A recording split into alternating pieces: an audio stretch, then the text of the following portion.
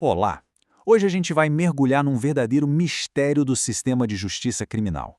Por que tantos crimes, principalmente os homicídios, parecem simplesmente sumir no meio do caminho?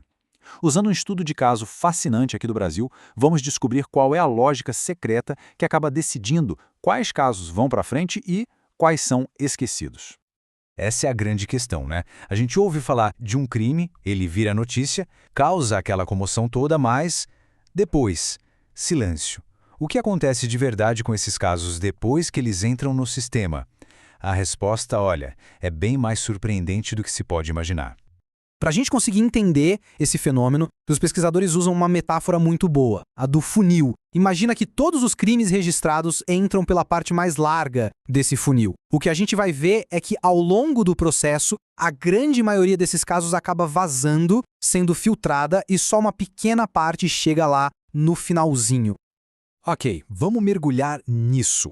Usando o estudo da cidade de Esmeraldas, em Minas Gerais, entre 2010 e 2015, o ponto de partida é esse aqui: 425 registros de homicídio, entre tentados e consumados. Esse é o topo do nosso funil, um número bem grande. E aqui, aqui o funil já se fecha de uma forma drástica.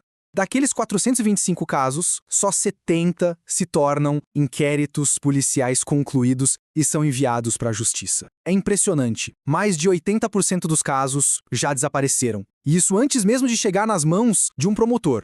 E o afunilamento fica ainda mais extremo. No fim de todo o processo, apenas 9 casos realmente foram a julgamento por júri. Pensa bem, de 425 para 9. Isso mostra de uma forma muito clara o tamanho dessa filtragem dentro do sistema. Certo, mas qual é a explicação que se costuma dar para isso? A teoria mais comum, principalmente quando se fala de cidades grandes, é a de um sistema frouxamente acoplado. A ideia é que a polícia, o Ministério Público, o Judiciário, eles trabalham de forma meio desconectada, quase como se não fizessem parte da mesma engrenagem. Isso levou os pesquisadores a uma pergunta muito interessante. E se o cenário fosse uma cidade menor, onde todo mundo se conhece, onde o delegado, a promotora, a juíza se encontram, conversam com frequência? Será que essa proximidade toda não levaria a mais cooperação e, no fim, a mais eficiência? A hipótese, então, era essa. Enquanto nas metrópoles o sistema seria mais burocrático, desarticulado, numa cidade pequena ele seria mais pessoal, mais cooperativo. Em vez daquele funil gigante, a gente veria uma espécie de justiça em linha de montagem, muito mais ágil. Para testar essa ideia, os pesquisadores foram a campo.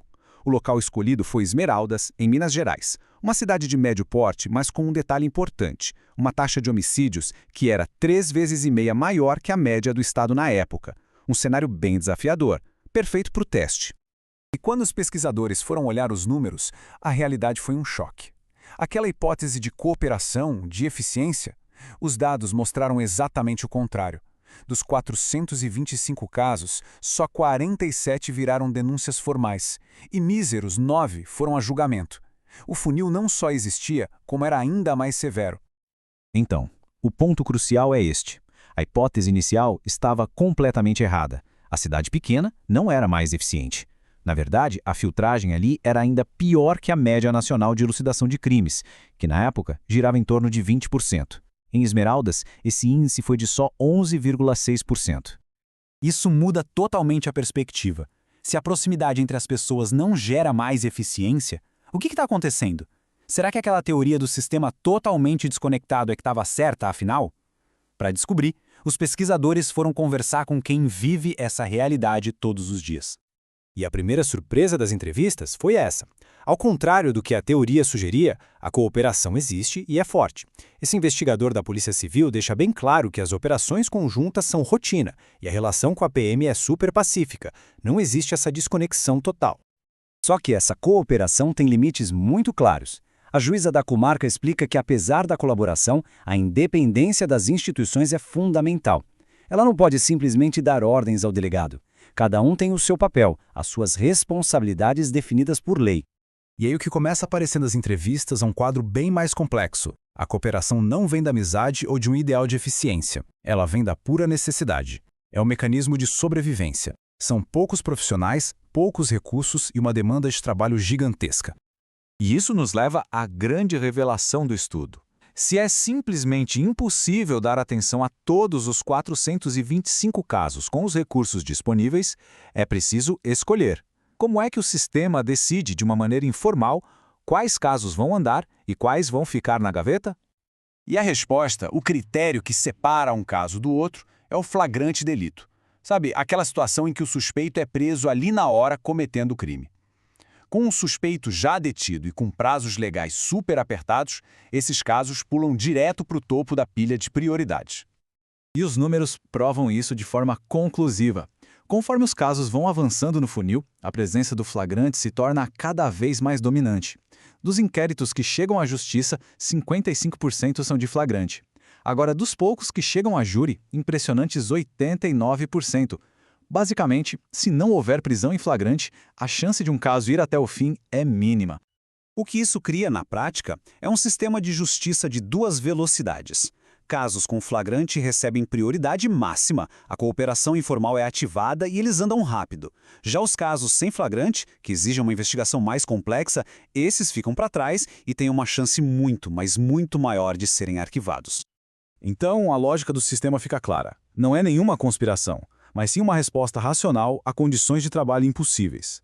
A sobrecarga de casos força a priorização, o flagrante se torna o critério mais fácil e urgente, e a cooperação informal entra em ação para dar conta desses casos, enquanto os outros vão definhando. Então, voltando para as teorias do começo, a gente vê que a realidade é muito mais complexa.